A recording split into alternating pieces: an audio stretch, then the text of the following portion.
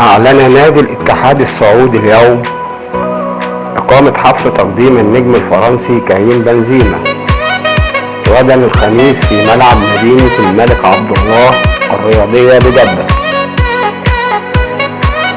وطرح النادي تذاكر حفل تقديم الفائز بالكرة الذهبية عام 2022 والمقرر مساء الخميس الثامن من يونيو الجاري على أرض ملعب الجوهرة المشعة عند الساعة 8:45 مساء. ونشر بطل دولي روشن السعودي المحترفين رابط التذاكر عبر صفحته الرسمية على مواقع التواصل الاجتماعي.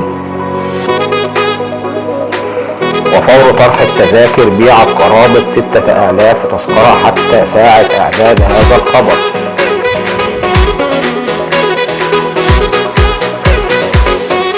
ومساء أمس أعلن نادي الاتحاد السعودي رسميا انتقال النجم الفرنسي كريم بنزيما إلى صفوفه بداية من الموسم المقبل، ويؤكد بذلك تقارير متعددة في هذا الإطار منذ الإعلان نادي ريال مدريد الأسباني رحيله. وأرفق النادي مقطع فيديو لتوقيع بنزيما مع مسؤول الاتحاد قبل أن يظهر النجم الفرنسي في نهايته متحدثا بالعربية وهو يقول: أنا متحمس أشوفكم في جدة. وكان بنزيما ودع فريق وجماهير ريال مدريد بعدما رحل عن صفوفه بعد مسيرة حافلة دامت ل 14 موسما قميص الميرينجي. برسالة مؤثرة على مواقع التواصل قال بنزيما: بعد سنوات عديدة هنا حان الوقت لتوديع النادي الذي أصبح موطني. كان هناك دعم وثقة غير مشروطة، رغم أنني سأغادر سأحمل دائما جزءا من هذا النادي معي. أشكركم جميعا على الحب والدعم الذي قدمتموه لي.